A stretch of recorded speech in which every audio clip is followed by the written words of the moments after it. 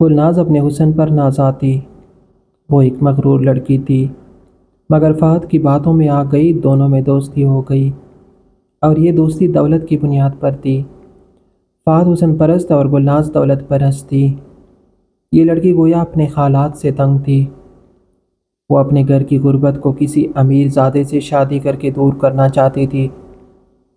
وہ نہیں جانتی تھی کہ فہد کی منگنی ہو چکی ہے، اس لیے اس کی دماغ میں ایک شیطانی چال کا منصوبہ بن گیا۔ اعظم صاحب شروع سے ہی کراچی میں سکونت پذیر تھے۔ ان کے بھائی بھی ساتھ رہتے تھے۔ یہ کنبہ 6 افراد پر مشتمل تھا۔ اعظم صاحب کا ایک ہی بیٹا تھا جس کا نام فہد تھا۔ اس کی نسبت چچا زاد سمینہ سے طے تھی۔ وہ بہت اچھی لڑکی تھی، مگر شکل سے دبتی ہوئی سنولی رنگت اور معمولی نقش و نگار والی، اسی سبب دوسری لڑکیوں میں ممتاز نہ ہو پائی۔ خاندان کی تمام لڑکیاں جو شکل و صورت سے سمینہ کے مقابلے میں بہتر تھی، اسے دیکھ کر رونق سے گردن تان لیا کرتی تھی۔ یہ سمینہ کی قسمت تھی کہ اس کا منگیتر بہت خوبصورت تھا۔ شکل و صورت کے لحاظ سے اپنے ہم عمر لڑکوں میں سب سے وجیہ، قد کاٹ سے نمایاں نظر آنے والا اور شخصیت میں بے مثال تھا۔ خاندان میں ایسی باتوں پر دھیان نہیں دیا جاتا۔ لڑکا حسین ہو اور لڑکی معمولی صورت، یا لڑکی حسینہ اور لڑکا کم صورت، تب بھی اپنا کہہ کر رشتے ناطے جوڑ لیے جاتے ہیں۔ ایسا ہی کچھ معاملہ ان دونوں کے ساتھ ہوا۔ سمینہ بہت خوش تھی اور اس بات پر فخر محسوس کرتی تھی کہ اس کی قسمت میں حسین شریک زندگی لکھا گیا ہے۔ البتہ اس رشتے پر فہد قطعی خوش نہیں تھا۔ خاندان میں بعض لوگ کنائیوں میں اسے جتلاتے رہتے تھے کہ تمہاری منگیتر تمہارے معیار کی نہیں، وہ بدصورت، ان پڑھ اور بے عقل ہے، تم چاہو تو ایک سے ایک حسین لڑکی تمہیں مل سکتی ہے۔ لڑکاپن میں جو بات ذہن میں بٹھا دی جائے وہ عمر بھر نہیں نکلتی۔ فہد کو بھی اس بات کا بے حد قلق تھا کہ اس کے ساتھ زیادتی ہوئی ہے اور سمینہ جیسی بے وقت لڑکی اس کے ساتھ باندھ دی گئی ہے، مگر اعظم صاحب کا خاصا رعب تھا، کوئی ان کے سامنے بول نہیں سکتا تھا، تو فہد کی کیا مجال کہ چو کر جائے، لیکن دل ہی دل میں وہ کڑکتا رہتا۔ کوئی ان کے گھر بھی اسی وجہ سے نہیں جاتا تھا کہ وہاں سمینہ ہوتی تھی، جو اسے دیکھتی ہی کھل اٹھتی، بھاگ بھاگ کر اس کے کام کرتی، آگے پیچھے دوڑتی، تب وہ اسے اور بھی بری لگتی۔ جی چاہتا کہ کہہ دے آرام سے رہو، میں تم سے شادی وادی نہیں کرتا۔ لڑکاپن کا دور گزر گیا، اب سمینہ سنجیدہ اور بربار ہو گئی، مگر اس کے حسن میں کوئی خاصا اضافہ نہ ہوا۔ تاہم وہ پرکشش ہو کر اچھی لگنے لگی تھی۔ قسمت کا لکھا کہ وہ اب بھی فہد کو ایک آنکھ نہیں بھاتی تھی۔ ادھر والدین تھے کہ جہیز اکٹھا کرنے کے چکر میں پڑ گئے تھے۔ فہد نے ایک روز اپنی ماں سے کہہ دیا، میں سمینہ سے شادی نہیں کروں گا، آپ چاچا چاچی کو بتا دیجئے۔ چاچا چاچی سے تو پہلے تیرے والد صاحب کو بتانا ہوگا اور ان کو منانا ہوگا۔ وہ جب یہ سنیں گے کہ تو ان کی بھتیجی سے شادی نہیں کر رہا، پتہ ہے کیا کریں گے؟ پتہ ہے، بس اب آگے کچھ مت کہیے گا، میں جانتا ہوں کہ وہ یہی کہیں گے کہ میں فہد کو شوٹ کر دوں گا، تو کر ڈالی، ایک قصہ تو ختم ہو جائے گا۔ بھلا ایسی لڑکی کے ساتھ کون اپنی زندگی بسر کرے جو اسے ایک آنکھ نہ بھاتی ہو؟ اس میں کیا خرابی ہے؟ آخر آندھی ہے، کانی ہے، لولی لنگڑی ہے، پاگل ہے یا جٹ گنوار ہے؟ ان میں سے کوئی عیب نہیں ہے، تو پھر میرے من کو اچھی نہیں لگتی اور دل پر کسی کا بس نہیں چلتا۔ زبردستی تو اچھی نہیں نا؟ اچھا تو جا کر اپنا کام کر، میں مناسب وقت پر تیرے ابا سے بات کرنے کی کوشش کروں گی۔ فہد جانتا تھا کہ ماں اسے ٹال رہی ہے، وہ کبھی اس معاملے میں ابا سے بات نہ کرے گی۔ یہ ان دنوں کی بات ہے جب وہ کالج میں پڑھ رہا تھا، تبھی اس کی ملاقات مس ہو گئی ہے، جو اپنے نام کی طرح پہلی چاندنی سے بنی ہوئی لگتی تھی۔ ایسی حسین لڑکیاں کم دیکھنے میں آتی ہے، اور سیمی جو ہو تو ہورو جیسی حسن کی مالک تھی۔ فہد والدین کا اکلوتا بیٹا تھا، باپ کا پیارا، ماں کا لاڈلا۔ وہ گاڑی پر کالج جاتا تھا، باپ کا بزنس خوب پھیلا ہوا تھا۔ فہد کی جیبیں ہر وقت نوٹوں سے بھری رہتی تھی، کالج میں نئے فیشن کے سوٹ پہن کر جاتا۔ خوبصورت آدمی خوش لباس بھی ہو تو سونے پر سہاگا ہو جاتا ہے۔ گلناز اپنے حسن پر نازا تھی، وہ ایک مغرور لڑکی تھی، مگر فہد کی باتوں میں آ گئی، دونوں میں دوستی ہو گئی اور یہ دوستی دولت کی بنیاد پر تھی۔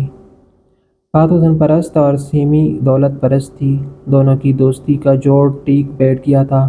اس کے دل سے منگیتر کی بدصورتی کا کلک جاتا رہا تھا اور گلناز کو جو دولت کی کمی کا غم کھائے جا رہا تھا وہ اب نہیں رہا تھا۔ فہد نے پکا ارادہ کر لیا کہ چاہے جو بھی ہو اسی لڑکی سے اپنی دلہن بنائے گا۔ اس نے اس پری وش کے روپ میں اپنی زندگی کا ساتھی تلاش کر لیا تھا۔ وہ روز ہی اسے اپنے گاڑی میں سیر کرانے لے جاتا اور قیمتی تحفے خرید کر دیتا۔ گلناز بہت خوش تھی، اس نے وعدہ کر لیا کہ کسی صورت بھی ساتھ نہ چھوڑے گی۔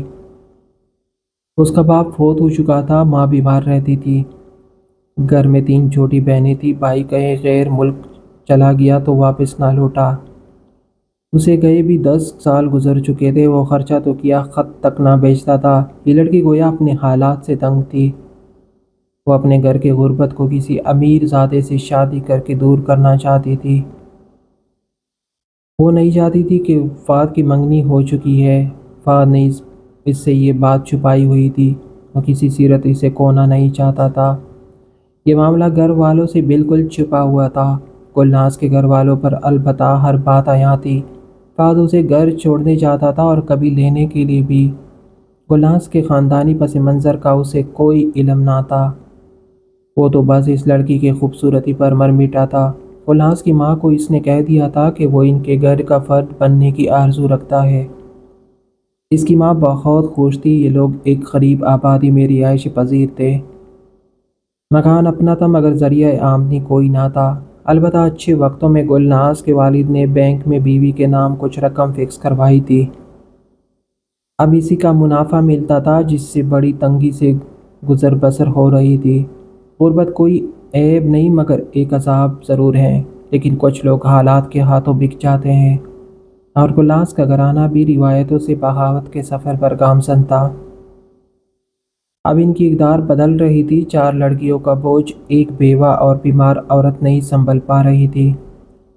بیٹیوں کو کالج پڑھنے کا بھی شوق تھا، گلناز کے خواب اسے ہر وقت بے چین رکھتے تھے۔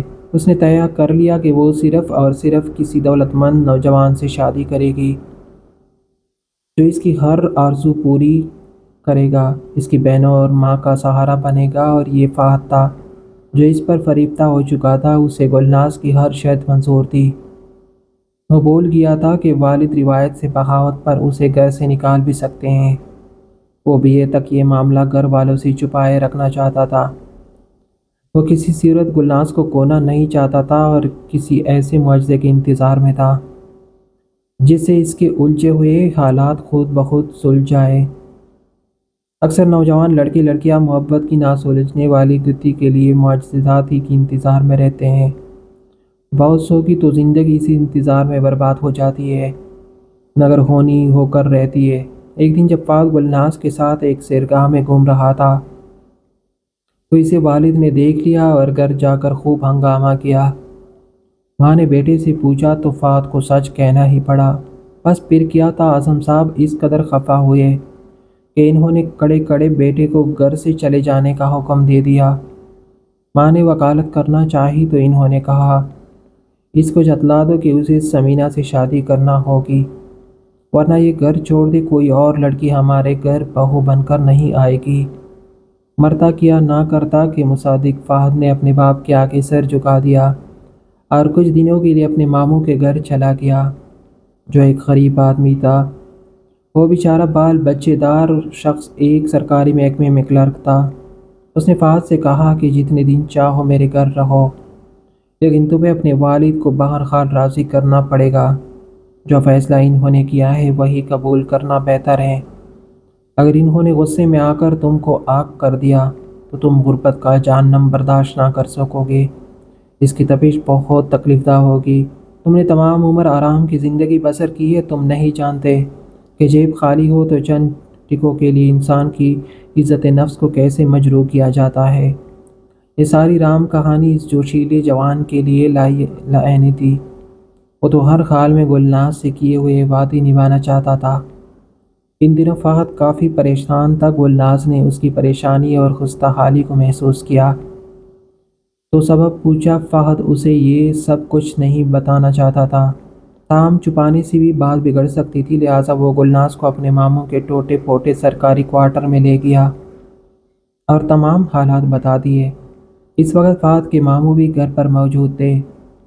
انہوں نے بھی لڑکی کو سمجھانے کی کوشش کی اور کہا، بیٹی دیکھو، شادی سوچ سمجھ کر کرنی چاہیے۔ فہد کے والدین تم سے شادی نہیں کرنے دیں گے۔ اگر اس نے ضد کر کے اپنی مرضی سے تمہارے ساتھ بیاہ کر لیا تو وہ تمہیں قبول نہیں کریں گے۔ کیا تم اسی غربت میں گزارا کر پاؤ گی؟ گلناز گمسم بیٹی ساری باتیں سنتی رہی۔ اس نے سوچا کہ جس غربت سے نکلنے کی تدبیر کر رہی تھی، اگر یہاں بھی وہی غربت ملی تو پھر اس شادی سے کیا حاصل؟ یہ تدبیر بھی الٹی پڑ گئی۔ وہ خاموش ہو گئی۔ اس کے بعد گلناز کے رویے میں کافی تبدیلی آ گئی۔ اب اس کا رویہ صدموری لیے ہوتا تھا۔ جسے فہد نے محسوس کر لیا وہ کچھ اکڑی اکڑی لگتی تھی۔ اس انداز نے فہد کے دل پر چوٹ سی لگا دی۔ جیب خرچ بند ہونے کی وجہ سے وہ پہلے ہی کافی پریشان تھا۔ وہ گلناز کے گھر کبھی خالی ہاتھ نہیں جاتا تھا اور اب معمولی سا تحفہ بھی خرید کر نہیں دے سکتا تھا۔ پہلے وہ روز گاڑی میں سیر و تفریح کو جاتے تھے اور اب یہ حال تھا کہ بس میں سفر کر کے اس کے گھر پہنچتا تھا۔ دولت انسان کی محبت کو آزماتی ہے۔ یہ وہ ترازو ہے جس میں آدمی کا ضرب بھی معلوم ہو جاتا ہے اور وفاداری بھی۔ انہی دنوں فہد بیمار پڑ گیا۔ وہ گلناز کے گھر کئی دن تک نہ لے جا سکا۔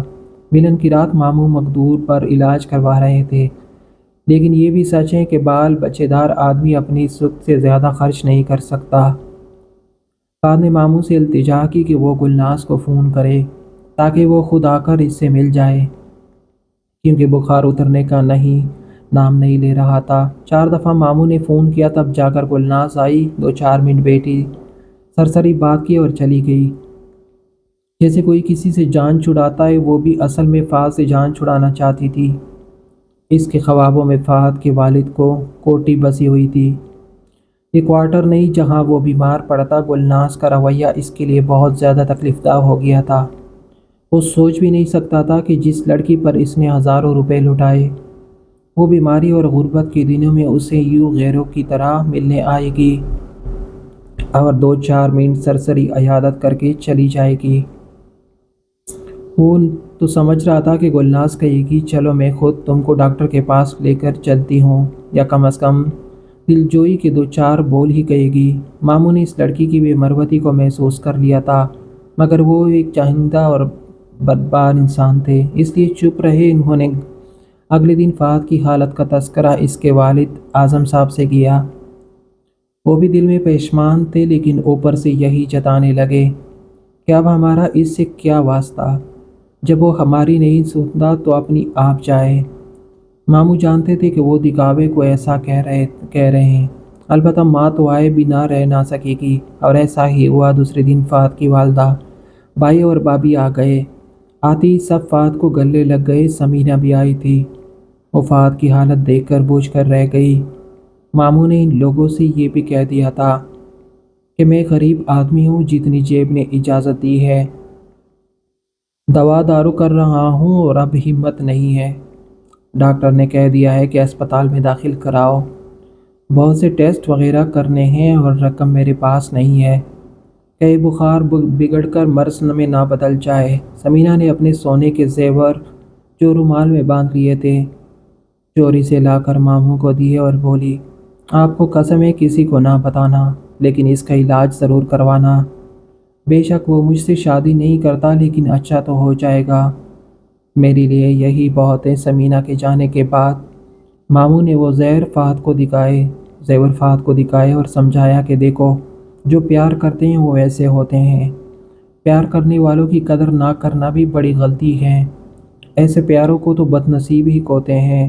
گلناز کو تم سے پیار نہیں اگر ہوتا تو وہ بھی اس کا ثبوت دیتی۔ اپنی 2 سالہ دوستی کے دوران سچ بتانا، تم نے اسے کتنے زیور لے کر دیے ہیں؟ کم از کم 20 تولے کے زیورات اور ہزاروں کے قیمتی تحائف۔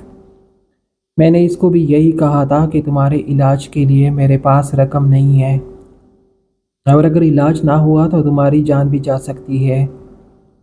لیکن اس نے کوئی جواب نہیں دیا۔ جب کہ ثمینہ یہ بات نہ سہ سکی، وہ تمہیں قسم بھی دے گئی کہ تمہیں پتہ نہ چلے اور تمہارا علاج بھی اس کے زیور بیچ کر ہو جائے۔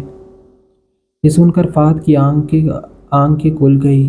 یوں تو عورتوں کے بہت سے روپ ہوتے ہیں، لیکن اس کی زندگی میں عورتوں کے دو ہی روپ بڑا تجربہ لے کر آئے تھے۔ ایک بے وفائی کا اعلیٰ نمونہ تھا، تو دوسرا وفا کا، جو اس سے بڑھ کر دل نواز تھا۔ محبت کرنے والا آخری وقت تک دامن نہیں چھوڑتا۔ فہد نے اپنے پیارے دوست سہیل کو گلناز کے گھر بھیجا کہ وہ اس کا عندیہ لے آئے۔ کیا کہتی ہے، اب تو شادی کے لیے وہ آزاد ہیں۔ صرف دولت نہیں تو کیا ہوا؟ گلناز نے نہ صرف شادی سے معذرت کر لی، بلکہ اسے مفلس، کنگال اور خدا جانے کیا کیا کہہ دیا۔ سہیل نے یہ باتیں اگر فہد کو بتائی تو اس کا دل کرچی کرچی ہو گیا۔ یہ حقیقت بھی اس پر واضح ہو گئی کہ دولت کے بغیر آدمی کچھ نہیں رہتا۔ وہ ہارے ہوئے جواری کی طرح گھر میں قید پڑا تھا۔ کالج تو پہلے ہی چھوٹ گیا تھا اور گھر بھی چھوٹا۔ آج پتہ چلا کہ جسے وہ توجہ کے قابل نہیں سمجھتا تھا اور جو ہمہ وقت اسے اپنے دل کی جھروکوں سے تکا کرتی تھی، وہ دل ہی دل میں اس سے کتنی محبت کرتی تھی۔ آج وہ خود اپنی نظر میں اپنے آپ کو گرا ہوا محسوس کرنے لگا۔ اس نے ماموں سے کہا کہ آپ ابو کو منا کر لے آئیے یا مجھ کو ان کے پاس لے چلے، میں ان سے معافی مانگ لوں گا۔ اب مجھے ہوش آ چکا ہے، جو برے وقت میں ساتھ دے، اصل ساتھی وہی ہوتا ہے۔ ماموں نے اعظم صاحب کو جا کر ساری صورتحال سمجھائی۔ وہ تو پہلے ہی بیٹے کے پاس آنے کے بہانے ڈھونڈتے رہے تھے۔ وہ آئے، فہد کو گلے سے لگا لیا اور بولے، میرے لاڈلے، سمجھ لیا تم نے؟ اگر سونا پیتل اور پیتل سونا بن سکتا ہے تو سبھی ساہوکار نہ ہو جاتے۔